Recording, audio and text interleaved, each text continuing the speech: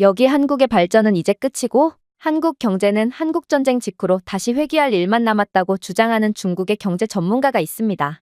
그러나 그녀는 우연히 가게 된 한국에서 충격적인 장면을 목격하게 되었고 결국 이럴 수는 없다며 그 자리에서 까무러치고 말았다고 하는데요. 그렇다면 그녀가 한국에서 대체 어떤 경험을 했던 것일까요? 안녕하세요. 저는 중국 출신의 옌이라고 합니다. 저는 당 간부 출신 부모님을 둔 덕분에 중국에서 남부럽지 않게 살았는데요. 제 인생은 부모님 덕분에 늘 수월했고 미국 최고의 명문대학교인 하버드 대학교까지 진학하는 쾌거를 이루었기에 저는 정말 제 인생에 200% 만족하며 살았죠. 그러나 요즘 들어 한 가지 거슬리는 점이 있었습니다. 그건 바로 한국이었죠. 그도 그럴 것이 요즘 미국에서의 한국의 영향력은 상당히 거슬리는 수준에까지 이른 상황이거든요. 미국 번화가 어디를 걸어도 흘러나오는 K-팝에 광장에는 K-팝 댄스나 한국 음식 문화 행사가 열리고 있고 심지어 대학교 캠퍼스 내에서도 하루가 멀다 하고 한국 문화 행사가 열리고 있는 걸 보면 중국 출신인 저로서는 뚜껑이 제대로 열릴 수밖에 없었습니다. 생각해보세요. 저는 중국에서 한국이라는 나라 자체가 중국의 속국쯤 되는 국가고 현재 인기를 끌고 있는 한국 문화나 음식들은 죄다 한국이 중국의 것들을 그대로 베끼거나 훔친 것들이라고 배워왔거든요. 그런데 이러한 우수한 중국의 문화가 제 눈앞에서 희롱당하고 있는데 자랑스러운 중국인인 제가 어떻게 이 상황을 참을 수가 있겠어요? 물론 수업 시간에도 마찬가지였어요. 명색이 세계 최고의 대학교인 하버드 대학교였지만 교수님들은 무슨 주제만 나오면 한국과 연관지으며 한국에 대한 칭찬을 아끼지 않았거든요.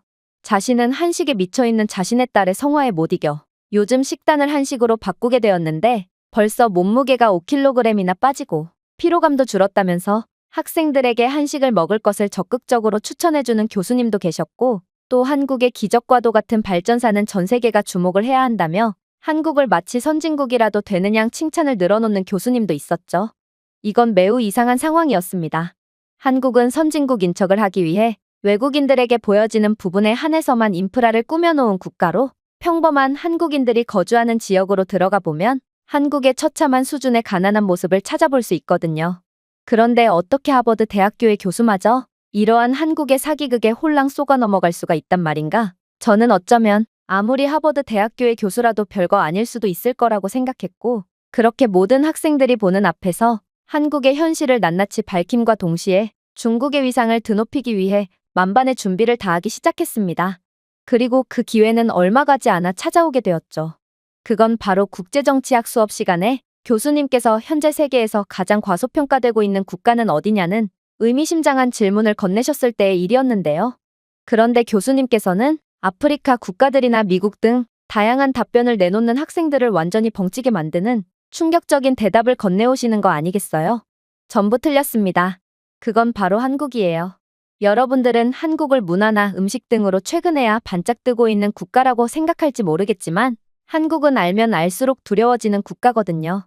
일단 여러분들은 잘 모르실 수도 있겠지만 한국의 기술력은 전 세계 최고 수준으로 현재 한국은 압도적인 기술력을 바탕으로 전 세계의 모든 국가 수주를 전부 따내며 막대한 부를 쌓고 있습니다. 그러나 이러한 국가 간의 기술 수출 및 거래는 일반적인 사람들이라면 파악하기 어려운 정보이므로 아직도 많은 사람들이 한국이 조용하게 막대한 부를 쌓고 있다는 사실을 전혀 모르고 있죠. 하지만 한국은 이러한 압도적인 기술과 부유함을 바탕으로 몇 년 내로 정말 큰일을 낼 게 분명하고 한국은 자신들이 조용하고 빠르게 선진국 반열에 오른 것처럼 이번에도 전 세계를 깜짝 놀라게 할 것이 분명합니다. 이건 전혀 말이 안 되는 소리였습니다. 그래봤자 중국의 속국이자 중국이 먹다 버린 부스럭이나 주워먹는 한국이 도대체 무슨 기술력을 발전시켰고 또 전 세계를 호령한다는 말인가? 저는 한국의 선진국 인척에 속은 교수님이 한심해지기 시작했고 결국 참다 못해 나서기로 했어요. 글쎄요. 한국은 그저 선진국 인척을 하는 것일 뿐 한국 서민들의 실제 모습은 처참하기 그지없는걸요?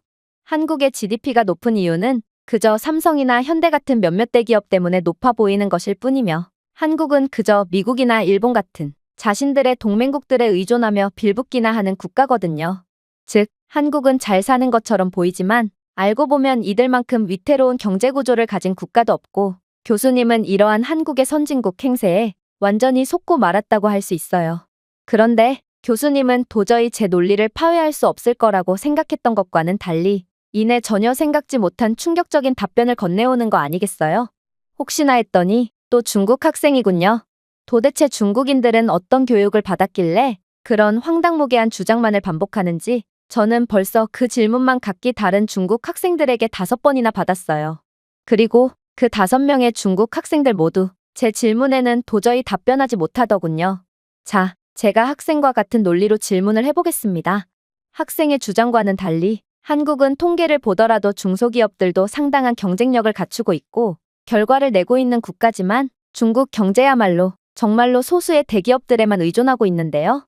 중국 경제의 상당 부분이 화웨이, 텐센트, 비아디와 같은 국영 기업에 의존하고 있거든요. 하지만 중국은 경제 수준을 놓고 보자면 아직도 개발도상국 수준을 벗어나지 못하고 있습니다. 그렇다면 중국은 개발도상국에서도 꼴찌 수준의 극악의 빈민국이라고 봐도 무방한가요? 한국은 중국과는 달리 반도체, 자동차, 조선, 그리고 케이팝과 게임, 드라마 등의 엔터테인먼트 분야에서 수출 호조를 보이며 고도로 다각화된 경제를 가지고 있기에 애초에 학생의 논리는 전제부터가 잘못된 수준 낮은 주장이지만 말이에요. 그리고 한국이 미국과 일본과 같은 국가들의 빌부터 살고 있다고요? 글쎄요. 한국은 사실 세계 경제의 선두주자이며 세계에서 가장 큰 무역 흑자를 기록하고 있습니다. 한국은 반도체, 전기차 배터리 등에서 첨단 기술 수출을 주도하고 있으며 오히려 미국과 일본이 이러한 한국의 기술력에 의존하고 있죠. 당장 한국이 반도체 수출을 막는다면 일본과 미국의 공장뿐만 아니라 전 세계의 공장이 그대로 가동 중지되고 말거든요. 그리고 그렇게 된다면 중국은 가장 큰 피해를 입게 되겠죠. 중국은 한국의 기술력에 가장 큰 의존을 하고 있는 국가거든요. 그래서 중국은 한국과의 관계에서 항상 쩔쩔매고 있는 것입니다. 즉, 학생의 주장은 완전히 잘못되었으며 오히려 중국이 한국의 기술력에 빌붙으며 국가의 경제 구조 자체를 한국에 전적으로 맡긴 기형적인 국가라는 말입니다. 저는 교수님의 주장에 완전히 얼이 빠질 수밖에 없었습니다. 이건 도저히 예상치도 못한 답변이었고 중국의 공영방송이나 학교 시간에 배운 한국은 중국에 의존만 하는 가난하고 기술력도 없는 국가라는 내용과는 정반대되는 논리였거든요. 그래서 저는 현재 중국이 기술 수출로 상당한 부를 누리고 있는 점을 강조하며 그래봤자 전 세계는 중국의 소나기에 있다고 주장하며 상황을 무마해 보려고 했는데요. 그런데 교수님은 이런 저를 보고 고개를 가로젓더니 이내 경악을 금치 못할 말을 해오는 거 아니겠어요? 분명 중국은 인건비가 없는 저가 정책을 사용하며 상당한 경쟁력을 보이는 듯했죠. 그런데 학생은 그러한 중국의 저가 정책도 한국에 의해 완전히 박살이 났다는 사실을 알고 있나요? 정말로 중국은 유럽의 각종 기술 강국들마저 압도적인 가격 경쟁력으로 이기는 듯 싶었으나 한국은 중국의 담당 사육사답게 이번에도 전 세계를 어지럽히려는 중국을 완전히 제압해버렸거든요. 일단 그 대표적인 예가 바로 멕시코의 고속철도 수주 사업이었습니다. 멕시코는 수도인 멕시코시티와 과달라하라를 연결하는 고속철도 프로젝트의 국제 입찰을 발표했고 멕시코는 30조 원이라는 고속철도 사업치고는 이례적으로 막대한 금액을 내걸었거든요. 사실 이러한 멕시코의 과감한 입찰은 많은 의미를 내포하고 있습니다. 멕시코는 혼잡을 줄이고 관광과 사업을 통한 경제 발전을 촉진하기 위한 530km의 장거리 노선을 원했고 이 철도 노선은 분명 관광사업 촉진과 멕시코 최대 산업 중심지와 비즈니스 중심지 간의 무역 연결성을 강화하여 멕시코에 많은 경제적 이익을 안겨줄 것이 분명했거든요. 또한 30조 원이라는 막대한 금액도 금액이지만 이번 멕시코와의 계약을 따낸다면 추가적으로 이어지는 보상도 상당히 달콤했습니다. 왜냐하면 멕시코는 생각보다도 훨씬 중요한 국가이기 때문이죠. 일단 멕시코는 많은 인구를 보유한 거대한 경제 규모를 가진 국가로 라틴 아메리카를 대표한다는 상징성을 갖고 있습니다. 이는 추후 라틴 아메리카 국가에 추가적인 인프라 사업을 벌이는데도 상당한 이점으로 작용할 게 분명했죠. 라틴 아메리카 국가들은 대부분 1인당 GDP가 낮은 저개발 국가들이고 이 말은 아직도 개발할 것들이 상당히 많이 남아있기에 많은 기회가 남아있는 곳이라는 뜻이거든요. 그리고 그러한 연쇄 국가 수주의 시작점이라고 볼 수 있는 멕시코와의 이번 계약을 성사시키는 국가는 라틴 아메리카의 인프라 미래를 장악하며 추후 30년은 놀고 먹을 수 있는 막대한 이권을 얻게 된다는 뜻과 다름이 없었습니다. 라틴 아메리카 국가들은 1인당 GDP는 낮아도 인구수가 상당히 많아서 생각보다 경제 규모가 매우 크거든요. 브라질, 아르헨티나, 콜롬비아 등의 나라가 그 대표적인 예시고, 이들은 가난해 보여도 아무튼 막대한 사업 비용을 감당할 수 있는 숨겨진 보석 같은 국가들이라는 말과 동시에 이 계약은 30조 원이 아닌 총 확장 잠재력은 240조 원에 달하는 수준이라는 어마무시한 분석 결과까지 나온 상황입니다. 그리고 이러한 부분은 중국에 있어서 그 무엇보다 중요했죠. 중국은 그동안 남미 국가들에게 1대1로 사업을 벌이며 경제 종속을 강화했기에 이 상황에서 멕시코까지 넘어온다면 대륙 장악이라는 중국의 원대한 꿈이 현실화될 가능성도 부정할 수가 없는 상황이었거든요. 하지만 결과적으로 멕시코는 한국과 계약을 하기로 결정했고 중국은 다 잡은 꿈이 한국 때문에 물거품으로 돌아가게 됩니다. 사실 많은 전문가들은 중국의 승리를 점쳤습니다. 그건 바로 압도적인 가격 경쟁력 때문이죠. 중국의 철도 기술은 급속도로 발전하고 있는데 인건비랄 게 없는 비정상적인 가격 경쟁력까지 자랑하니 한국이 아무리 기술적으로 뛰어나다고 해도 중국에는 안 될 거라고 예상했던 것이죠. 그렇다면 한국은 어떻게 중국이 그토록 바라마지 않던 멕시코 계약을 압도적인 격차로 따내며 14억 중국인들의 꿈을 완전히 박살낼 수가 있었을까요? 이건 간단합니다. 한국의 기술력은 생각보다도 훨씬 더 압도적이었고 한국은 특유의 천재적인 지능으로 멕시코가 한국과 계약을 하지 않으면 안 되게끔 충격적인 조건까지 내밀었거든요. 일단 한국의 기차는 압도적인 속도 같은 전통적인 기술뿐만 아니라 AI를 결합한 세계 최고 수준의 기술력으로 멕시코 관계자들을 완전히 매혹시켰거든요. 일단 한국이 개발한 AI 기반 교통관제 시스템은 승객 흐름을 파악하여 열차 운행 빈도를 최적화하고 병목 현상을 방지했는데요. 이는 구식적인 시스템을 사용해서 매우 비효율적인 운행만을 하고 있던 멕시코에 실시간 승객 흐름 분석을 통한 효율적인 교통관제를 제공함에 따라 효율 50% 증대라는 엄청난 이익을 선사했고 인건비까지 감축하는 효과를 보게 했습니다. 물론 한국이 개발한 5G 연결 스마트 스테이션도 압권이었죠. 여러분들은 한국에 가본 적이 있으신가요? 한국의 기차역이나 지하철역에는 모든 발권을 키오스크나 휴대폰으로 하고 있고 키오스크에는 외국인을 위한 다개국어 통역 기능과 여행지에 대한 간접 체험까지 할 수 있는 다양한 AI 기반 추천 시스템까지 존재해 수많은 여행객들을 돕고 있습니다. 그리고 이 스마트 스테이션은 멕시코에도 세워질 예정입니다. 이제 멕시코는 사람이 직접 발권을 해주던 구식적인 시스템을 내려놓고 키오스크를 통한 기차표 자동 발권 및 AI를 통한 각종 여행지에 대한 간접 체험 기능, AI 기반 여행 스케줄 자동 추천 등의 막강한 기술력을 통해 훨씬 더 강력한 관광사업 및 추가적인 수익을 창출하겠죠. 당연히 중국은 이러한 최첨단 기술 따위는 존재하지 않습니다. 이러한 깡통밖에 없는 구식의 기차가 바로 중국이 압도적인 가격 경쟁력을 보일 수 있었던 이유거든요. 또한 한국은 AI 시스템으로 인한 99.9%의 정시 운행률을 기록하고 있지만 중국의 고속 열차는 정시 운행률이 15%에 불과하고 여기에 성능 조작 정황까지 포착된 상황인데요. 그야말로 중국의 기차가 저렴한 데는 다 이유가 있던 것입니다. 하지만 양국의 소름 돋는 차이점은 이제 시작일 뿐입니다. 한국의 철도 시스템에는 실시간 센서 데이터와 머신 러닝을 사용하여 잠재적인 고장을 사전에 감지하는 AI 기반 예측 유지 보수가 포함되어 있거든요. 실제로 한국이 사용하는 열차에는 브레이크 압력, 휠 정렬, 엔진 진동 및 온도를 모니터링하는 수천 개의 센서가 장착되어 있고 AI는 이 데이터를 실시간으로 분석하여 마모 또는 고장의 초기 징후를 감지하는데요.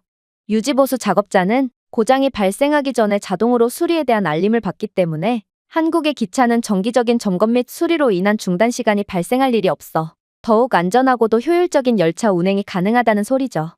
특히나 멕시코의 이번 530km의 장거리 노선은 그 규모가 규모인 만큼 효율성이 막대한 장기적인 수익성을 의미하는 상황이었는데 한국의 기술력은 그러한 멕시코의 이익을 극한 수준으로 향상시켜줄 수 있는 구원자와 같은 역할을 수행했던 것입니다.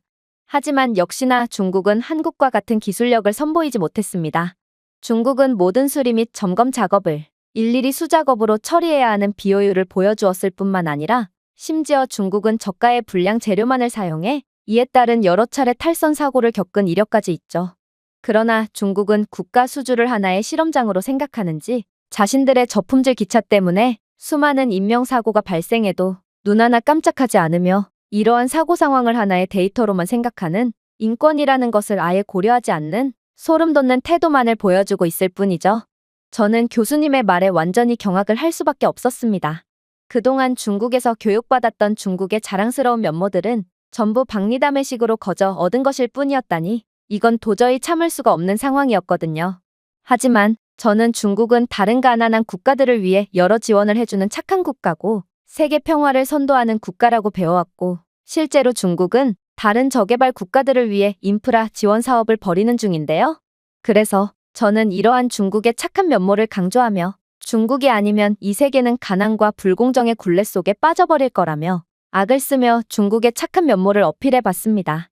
그러나 교수님은 여전히 저를 한심하다는 듯 바라보기만 했고 이내 충격적인 답변을 해오기 시작하더군요. 중국이 세계 평화를 주도한다고요? 학생은 중국과 거래를 한 국가들이 어떤 운명을 맞이했는지 전혀 모르나 보군요. 중국의 계약에는 숨겨진 비용, 정치적 압박, 부채 함정 위험이 수반되는 경우가 많고 실제로 중국은 1대1로 정책으로 아프리카 등의 가난한 국가들을 도와주는 척하면서 노예로 만들어버렸죠. 스리랑카만 해도 중국이 도움을 제공하는 척했지만 결국 상환하지도 못할 만큼 과도한 부채를 지게 하여 스리랑카의 전략적 요충지인 한반토타 항구를 완전히 빼앗아 버렸습니다. 그러나 한국은 이렇듯 인권 침해 및 불공정 계약으로 다른 가난한 국가들의 경제권을 빼앗아오는 중국과는 차원이 다른 착한 국가입니다. 한국은 오히려 멕시코에 일자리까지 창출해 주었거든요. 중국은 이번 수주에서 자국의 인력만을 고용하고 자국의 자원만을 사용하겠다고 선언했지만 한국은 멕시코 누에보 레온에 현지 현대 로템 공장을 설립하기로 합의하고 열차 부품의 45%를 멕시코에서 생산하겠다며 상생의 의지를 밝혔거든요.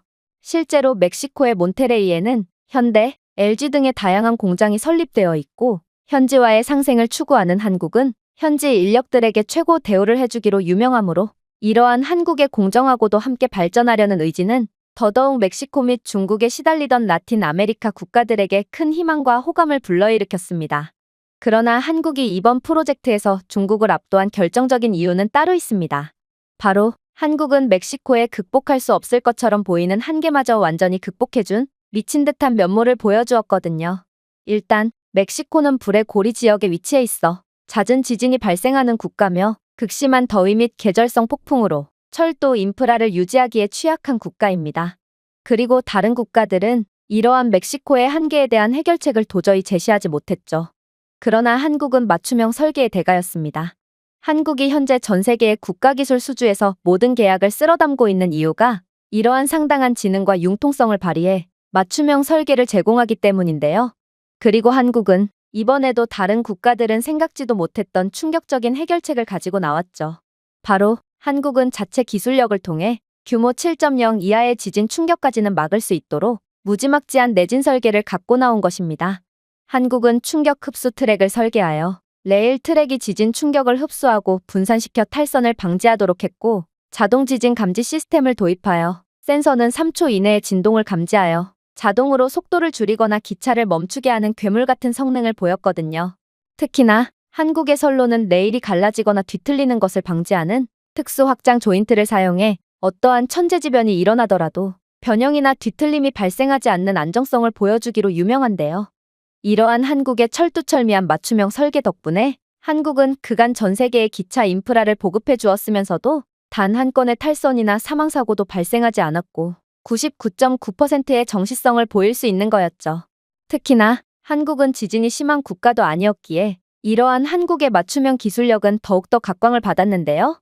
지진이 심하기로 유명한 일본에서도 이 정도 철도 기술력을 가지고 있지 않기에 한국은 일본과 비교되며 더더욱 전 세계 전문가들로부터 극찬을 받기도 했죠. 또한 한국은 내열 제동 시스템을 통해 멕시코의 고온에서도 끄떡없는 모습을 보여줬기에 멕시코는 자신들의 한계점을 유일하게 완벽하게 해결해준 한국을 선택할 수밖에 없었습니다. 반면에 중국은 어떨까요? 사실 중국도 이러한 내진 설계 및 고온에서도 견딜 수 있는 기술을 확보했다며 강력하게 주장했지만 시운전 결과 중국의 이러한 주장은 전부 성능 뻥튀기의 거짓말임이 밝혀졌습니다. 중국의 열악한 기술력으로는 멕시코의 극한의 더위 속에서 철도의 브레이크 고장으로 큰 사고를 피할 수 없을 것임이 밝혀졌고 내진 설계는커녕 오히려 선로는 기능을 유지하기에 최소한으로 필요한 내구도보다 훨씬 떨어져 굳이 지진이 아니더라도 선로가 금세 붕괴할 가능성이 높다고 평가받았거든요. 실제로 중국이 철도를 보급한 케냐 및 파키스탄에서는 선로 자체가 붕괴해버렸고 결국 많은 사상자가 발생하기도 했는데요. 이는 저렴한 가격에 걸맞은 부실공사 및 싸구려 자재를 사용했다는 비판을 받기에 충분했고 결국 중국은 이들 국가들로부터 국제소송까지 걸리게 되었죠. 그러나 중국의 대응은 충격적이었습니다. 중국은 이러한 국제소송에서 패소했음에도 보상을 전부 무시해버리는 막장 대응을 이어나갔거든요. 심지어 중국이 태국과 라오스, 에티오피아에 보급한 기차는 조사 결과 성능 사기 및 성능 뻥튀기를 했다고 밝혀졌는데요. 최첨단 기술력으로 무장했다던 중국의 고속철도는 알고 보니 낡은 중앙 집중식 전력 시스템에 의존하고 있었고 엔진 하나가 고장나니 열차 전체가 비활성화 되어버렸거든요. 중국은 이들 국가들의 항의에 마지못해 자신들이 자체 수리를 해준다고 했지만 중국의 전문성 없는 수리는 기차를 더 고장나게 만들어서 상당한 지연 중단을 겪었고 중국은 자신들의 기술력으로는 기차를 수리할 수 없으니 다른 국가들의 외주를 맡기고 수리비를 청구하라고 하는 황당한 대응을 이어나갔지만 결국 중국은 약속한 수리비를 주지 않아서 또다시 국제소송에 걸렸죠. 물론 중국은 이러한 패소 결과도 전부 무시해버리는 막장 대응을 이어나갔지만 말이에요. 이러한 중국의 신뢰할 수 없는 면모야말로 모든 고난을 실력으로 정면 돌파하는 한국과 극명한 차이를 보이는 부분이라고 할 수 있습니다. 그리고 전 세계 선진국들도 파회하지 못한 중국의 저가 정책을 실력 하나로 깨부순 한국은 이제 멕시코를 넘어 마지막 남은 기회의 땅이라고 불리는 라틴 아메리카의 수주 계약을 전부 독차지하게 되며 엄청난 부를 독점하게 되겠죠. 한국은 변변한 자원조차 없는 국가지만 기술력 하나로 천연자원보다도 훨씬 더 마진이 많이 남는 기술 수출 사업에서 선두주자가 된 것입니다. 이게 바로 한국이 가장 잠재력이 높은 국가인 이유입니다. 한국은 조용히 막대한 이익을 챙겨오고 있고 이번 멕시코 계약을 시작으로 전 세계적으로 막대한 영향을 끼치며 기존의 선진국에 대한 정의를 완전히 뒤바꿀 것이 분명하거든요. 저는 교수님의 말에 완전히 할 말을 잃고 말았습니다. 그리고 저는 미국인 교수님은 괜히 중국이 싫어서 헛소리를 나열하고 있을 뿐이라고 생각하는 등 그야말로 현실 도피의 단계까지 이르렀죠. 결국 저는 교수님의 말이 채 끝나기도 전에 큰 소리를 치며 자리를 박차고 일어나 버렸어요. 교수님은 그냥 중국이 부러워서 중국을 무작정 깎아내리며 열등감을 표출하고 있을 뿐이에요.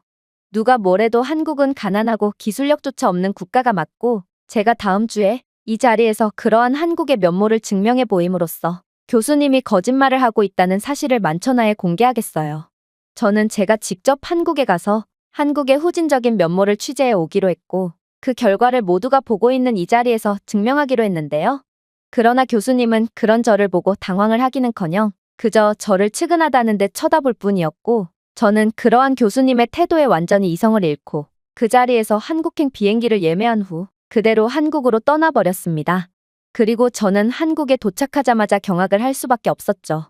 왜냐하면 저는 분명 중국에서 가난하고 중국의 지원이 없으면 말라 죽는 처절한 한국 영상을 수없이 접했음에도 그건 전부 합성된 가짜 영상이었는지 직접 온 한국에서 그러한 가난한 장면을 일절 볼 수가 없었거든요. 일단 저는 한국은 보여주기에 미쳐있는 국가라는 것을 잘 알고 있었고 그 즉시 관광객이 단 한 명도 없는 지역으로 향했는데요. 그런데 한국은 이러한 평범한 지역에서도 상하이와 선전처럼 중국에서 가장 발전된 도시보다도 훨씬 더 위대한 모습을 보여주고 있는 거 아니겠어요? 일단 인정하기 싫었지만 한국의 거리는 흠잡을 데 없이 깨끗했는데 길거리에는 중국의 일선 도시에서도 손쉽게 찾아볼 수 있는 쓰레기 더미도 없었고 먼지와 대소변 자국으로 덮인 보도도 없었으며 비위생적인 노점상도 아예 존재하지 않았어요. 한국의 길거리는 그저 모든 것이 완벽하게 잘 관리되고 있었죠. 이게 어떻게 가능한 일이란 말인가? 이건 중국뿐만 아니라 미국의 부촌에서도 볼 수 없는 극한으로 우수한 모습이었기에 저는 이게 대체 어떻게 된 상황인가 싶어 벙찔 뿐이었는데요. 그런데 저는 이윽고 충격적인 장면을 목격하고 한국은 도저히 제정신이 아닌 나라구나 싶어 완전히 얼이 빠질 수밖에 없었습니다. 왜냐하면 한국인들은 자신들의 쓰레기를 절대로 무단 투기하지 않고 쓰레기통이 보일 때까지 반드시 들고 다니는 믿을 수 없는 모습을 보여주었을 뿐더러 애초에 한국의 길거리에는 청소 로봇이 돌아다니면서 거리의 쓰레기나 먼지를 청소하고 있었거든요. 현재 한국은 청소 인력을 로봇으로 대체하기 위한 시범 사업을 벌이고 있으며 벌써 24시간 연중무휴로 작동하는 AI 기반 청소 로봇을 개발한 뒤 시범 운영하고 있다고 했는데요. 이 자율주행 기술 기반 로봇들은 쓰레기와 먼지 등을 실시간으로 감지하고 제거하고 있다고 했고, 로봇은 공공광장이나 상점가, 지하철 입구와 같은 교통량이 많은 지역에 우선 배치되어 청소부의 역할을 수행하고 있다고 했죠. 실제로 한국이 이러한 로봇을 배치한 이후 한국은 길거리에 눈에 보이는 쓰레기를 98% 제거했을 뿐만 아니라 엄청난 인건비의 감축 효과까지 봤다고 했는데요. 그리고 만약 한국이 이러한 시범 운영이 성공적으로 끝나게 된다면 마치 한국이 멕시코 및 라틴 아메리카 국가들의 상당한 기술 수출을 통해 막대한 이익을 얻게 되는 것처럼 이러한 청소 로봇을 통해서도 상당한 이익을 거둘 거라고 생각하니 저는 한국의 이러한 믿기지 않는 기술력과 부유한 모습에 혀를 내두를 따름이었습니다. 중국은 아무리 부촌이더라도 길거리에 쓰레기가 가득한데 중국에서는 건물 안에서 창밖으로 쓰레기를 버리는 게 당연시 여겨지고 있는 상황이고, 책임감이라는 게 전혀 없는 아파트 관리인은 이러한 쓰레기를 그저 아파트 단지 밖으로 밀어내는 것이 전부이니 부촌에서도 관리가 거의 안 되는 모습을 보여주고 있거든요. 그런데 한국은 무지막지한 기술력으로 인간 자체가 필요가 없는 환경을 구축해둔 상태였고, 심지어 이 청소 로봇은 실시간 AI CCTV까지 탑재되어 24시간 청소를 하다가 밤에는 각종 의심 상황 및 위험 상황을 포착 후 그대로 경찰 및 담당 기관으로 연락까지 해준다고 했기에 저는 더더욱 한국의 무자비한 기술력에 화들짝 놀랄 수밖에 없었습니다. 솔직히 저는 여기까지만 봤을 때도 제가 중국에서 가짜 영상과 날조로 교육을 받았고 한국은 그냥 차원이 다른 국가였다는 것을 인지하게 되었지만, 문제는 저는 여기서 물러날 수가 없는 운명이었다는 것입니다. 저는 그렇게나 교수와 학생들 앞에서 큰 소리를 뻥뻥 친 상황이었는데 이대로 빈손으로 돌아간다면 저뿐만 아니라 중국이라는 조국도 완전히 개망신을 시키는 꼴이었거든요. 그래서 저는 어떻게든 한국의 가난한 모습을 찾기 위해 노력했습니다. 그러나 그렇게 발걸음을 내디듬과 동시에 저는 한국의 열악한 면모를 포착하게 되었고, 역시 한국이 그럼 그렇지 하며 한국을 다시금 무시하게 되었는데요. 왜냐하면 한국의 이곳저곳에는 실시간 대기오염 수준을 알려주는 전광판이 존재하고 있었는데 이곳 전광판의 대기오염의 질을 번역해보니 매우 나쁜 수준이라고 적혀 있었거든요. 사실 저는 한국은 대기오염이 매우 심각한 국가로 한국에서 발생한 미세먼지 및 초미세먼지는 중국으로 건너와 중국을 오염시키고 있다고 들었는데요. 중국의 대기질이 매우 안 좋은 이유도 전부 한국 때문인 셈이었죠. 그리고 역시나 한국의 대기오염 수준은 상당히 좋지 않았고, 저는 이러한 국제적으로 민폐를 끼치는 한국의 한심한 면모를 촬영한 채 정확한 정보를 담기 위해 한국의 정확한 미세먼지 수준을 조사했습니다. 그리고 저는 검색을 시작함과 동시에 까무러치게 놀랄 정보를 얻게 되었죠. 바로 현재 중국의 미세먼지 수치는 한국보다 훨씬 더 높은 수준이었기 때문입니다. 생각해보세요. 한국의 미세먼지가 중국으로 흘러들어갔다면 도대체 어떻게 한국보다 중국의 미세먼지 수치가 더 높을 수가 있겠어요? 즉, 이건 한국의 미세먼지가 중국에 피해를 주고 있다는 중국의 공영방송의 보도와는 달리 실상은 중국의 미세먼지가 한국에 피해를 주고 있는 상황이었다는 것입니다. 심지어 충격적인 상황은 이뿐만이 아니었어요. 바로 제가 그렇게 믿기지 않는 사실을 포착하고 그 자리에 멍하니 서 있을 때의 일이었는데요. 제가 미세먼지 수치를 검색해 볼 때부터 옆에 있는 신호등이 뭔가 이상하다 싶었는데 신호등의 주기가 불규칙하다는 느낌이 들었거든요. 그런데 알고 보니 한국은 전국적으로 AI 기반 스마트 교통 시스템을 구축해둔 국가였고, 실시간 차량 흐름 및 유동 인구에 따라 신호등이 실시간으로 자동으로 조정되어 혼잡을 최소한으로 유지하고 있던 거였기 때문에 신호등의 주기가 불규칙했던 거였어요. 이건 정말 말도 안 됐습니다. 도대체 한국은 어떻게 이런 무지막지한 기술을 개발할 수가 있단 말인가요? 나중에 알고 보니 한국은 이러한 최첨단 기술을 통해 출퇴근 시간대의 혼잡도를 무려 50%나 줄이는 미친 듯한 효율을 보여줬다고 하는데요. 그래서 전 세계 국가들에서는 한국의 이러한 스마트 시티 인프라를 수입하고자 줄을 서고 있는 상황이라고 했습니다. 중국은 아예 신호등 자체가 존재하지 않는 도로들도 상당히 많고 무단횡단 및 신호 위반이 일상처럼 벌어지는 상황인데, 한국은 그런 중국을 비웃기라도 하듯 이미 두 차원은 격차가 나는 기술력을 선보이고 있던 거였죠. 물론 한국은 그저 평범해 보이는 광고판조차 수준이 달랐어요. 보통 어느 상권의 낮과 밤의 유동인구의 인구 통계는 다른 경우가 많은데 낮보단 밤에 활보하는 인구의 연령대가 높은 게 사실이거든요. 그런데 한국은 이러한 실시간 인구의 연령대를 포착하는 최첨단 광고판을 설치해둔 상태였고, 유동인구의 성별 및 연령대에 따라 최적의 맞춤형 광고를 제시하는 충격적인 기술력을 보여주고 있었고, 저는 무슨 이런 나라가 다 있나 싶어 완전히 기겁을 할 수밖에 없었는데요. 중국에서는 광고판에 광고를 하는 비용보다 광고판을 든 사람의 인건비가 더 저렴하다는 이유로 번화가에 나가보면 이러한 광고판을 들고 다니는 사람들이 수도 없이 많거든요. 그러나 한국은 그런 중국보다 훨씬 진보된 모습을 보여주고 있던 것입니다. 저는 이러한 평범한 지역에서도 흠잡을 데 없는 모습을 보여준 한국에 완전히 얼이 빠져버렸습니다. 그리고 저는 이대로 무기력하게 대학교로 돌아가서 지금껏 겪어본 적 없는 엄청난 수모를 겪겠구나 싶어 대학교 자퇴까지 진지하게 고민했죠. 그런데 그렇게 한숨을 푹 쉬며 목이나 축이기 위해 편의점에 들어간 저는 그대로 말문이 막히고 말았습니다. 왜냐하면 이 편의점은 직원 없이 무인으로 운영되는 편의점이었는데 한국인들은 감시를 하는 사람이 없더라도 단 한 명도 빼놓지 않고 양심껏 결제를 마치는 도저히 말이 안 되는 모습을 보여주었거든요. 사실 이건 중국인인 저로서는 그 무엇보다도 충격적인 부분이었습니다. 현재 중국에서는 지금의 중국은 예전의 시민의식이 낮은 중국이 아니며 중국인들의 시민의식과 경제 수준이 높아진 만큼 이제 중국도 선진국 반열에 올랐다는 말이 슬금슬금 나오고 있는 상황인데요. 그리고 이러한 중국의 사회적 분위기에 힘입어 중국의 대기업에서는 천문학적인 자본을 투자해서 편의점을 전부 무인 편의점으로 교체하는 파격적인 행보를 보였죠. 만약 이번 무인 편의점이 성공한다면 기업 입장에서는 막대한 운영비 절감 효과를 거두게 되어 장기적으로 봤을 때 상당한 이익을 가져올 게 분명해 보였습니다. 또한 이건 중국의 높은 수준의 시민의식을 전 세계에 보여줄 수 있는 절호의 기회이기도 했어요. 그러나 결과적으로 이 전국적인 무인 편의점 매장은 일주일 만에 전격 철수하게 되었죠. 왜냐하면 중국인들은 무인 편의점이 공개되자마자 하나같이 물건을 훔쳐갔고 결국 편의점은 뼈대만 앙상하게 남아버렸거든요. 마치 곡식을 앗아가는 메뚜기 떼처럼 중국인들은 무인 편의점의 간판마저 전부 떼어가서 철물점에 팔아버렸고 결국 중국 인민들의 선진국에 대한 꿈과 희망은 물거품이 되어버린 것입니다. 물론 이러한 중국의 모습을 집중 취재하던 외신 기자들 또한 중국은 여전히 개발도상국일 뿐이었다는 것을 자신들 스스로 증명했다며 보도를 내보냈고 결국 중국은 국제적인 개망신을 당해버렸죠. 그런데 중국도 성공하지 못한 무인 편의점을 어떻게 한국은 이렇게나 쉽고 당연하다는 듯이 성공할 수 있단 말인가? 저는 정말로 한국은 중국이 넘보기엔 너무나도 위에 있는 국가인가 싶어 완전히 허탈감을 느끼고 말았는데요.